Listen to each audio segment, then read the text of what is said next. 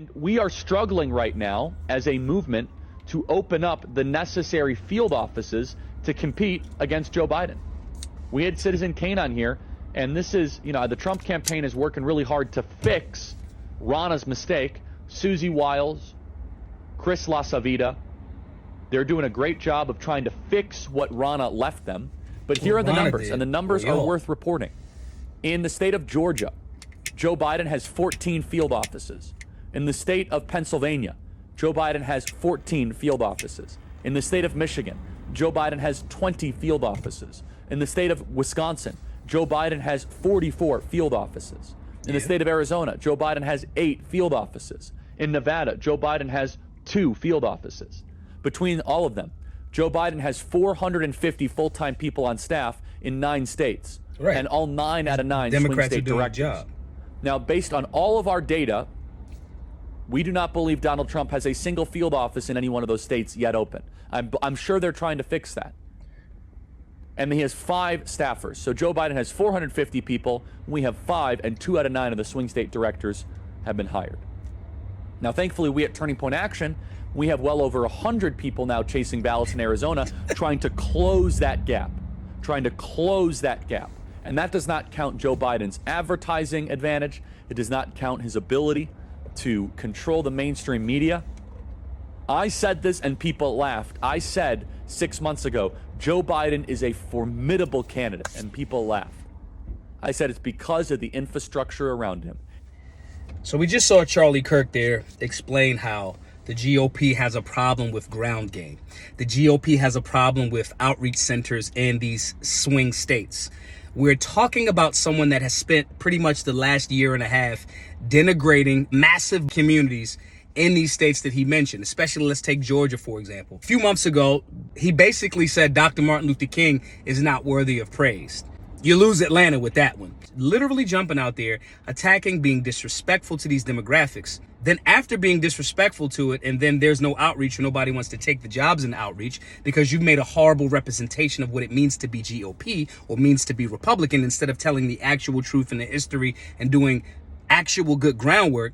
Then you want to complain, why doesn't the GOP have more centers? Never mind the fact that the GOP closed those outreach centers after Trump. They closed them. Not to mention, anytime there is someone that gives you an alley-oop, shouts to Kimberly Klacik over in Baltimore. When she ran, she raised $8 million. I saw all of these pundits online talking about it was a waste of voter dollars and fundraising dollars. That's an unwinnable district. So you say horrible shit on your social media platforms. The general public doesn't know the difference between you, a neocon, and what they have been told by the left is what all Republicans are. So they see you as somewhat of a representation of that. The people that do cut through and raise $8 million in the area, you say, oh, those are unwinnable districts because that person won't be in line with your talking about black people talking points. You guys spent the last year and a half to 2 years focusing on the culture war. The culture war, transgender, DEI hires. If this person is a black person, I'm scared if they're going to be a pilot, if I get on a plane because they may be a DEI hire.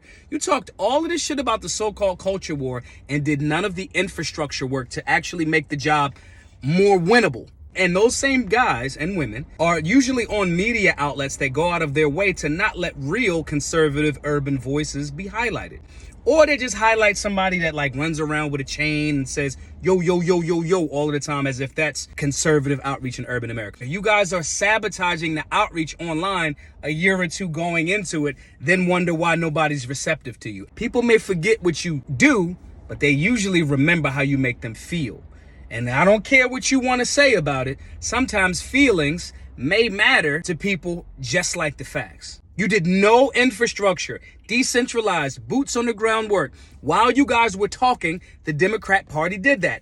450 employees, a bunch of centers in those 9 swing states, which are going to be intricate to the presidential election.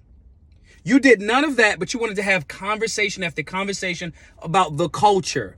Every person that's black looks like they may not be qualified for the job. And I want to be clear, I think DEI is trash. Government overreach into what businesses do is trash to me. The Biden administration in September put up $13 billion to run and win seats for anti-gun progressive candidates. That's what they did.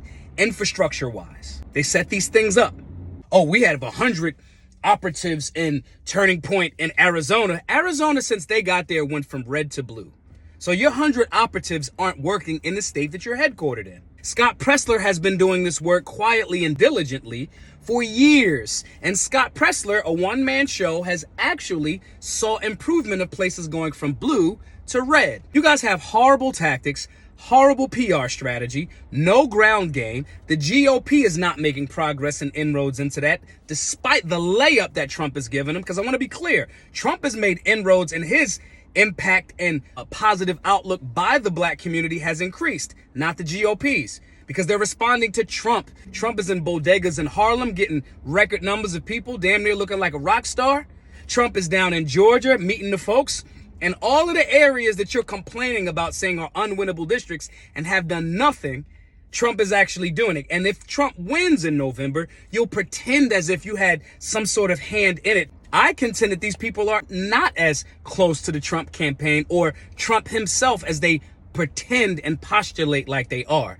They say things for the clicks and ads. They repulse potential voters and people that would be willing to do that ground game work in these swing states. They repulse them. Then later they complain. It's a classic governmental, I'm the problem, present the problem, be the problem, act like we're presenting a solution, don't really apply it, get back to the problem. Joe Biden's a formidable opponent. We have operatives, hire us to do it. Have horrible talking points, keep saying the same stupid shit. Black people, by and large, don't turn out and then go, oh, we don't know why the black people aren't voting for us. These people are fucking horrible. Guys, look for new representatives for your conservative punditry, as well as look for third-party, independent, and local candidates. These guys are not interested in actually winning. And I'm talking about the GOP and these pundits. They're doing the same thing over and over every 4 years, and they want people to be quiet about it. But I'm a libertarian. I don't have to be quiet. Charlie Kirk is a part of the problem. He's a loser. He has not turned into any significant wins outside of when he attached himself to Trump's coattails, and he's not even riding those too close. But I don't know. Y'all might think I'm wrong. Maj, you just don't like it because you a libertarian. Maj, you mad that you don't go to CPAC no more. Say that, or say, damn, Maj, you might be making some sense. Tell me your perspective below. What do you think about the situation? As well as go over to solutionaryuniversity.org, register for the civics class. We need to understand the civic process, the political process, how we can galvanize on a local and state level so we're not relying on presidential elections to determine the fate of America. My name is Maj Toure, the founder of Solutionary University. Hope to see you in class. Be safe, be solutionary.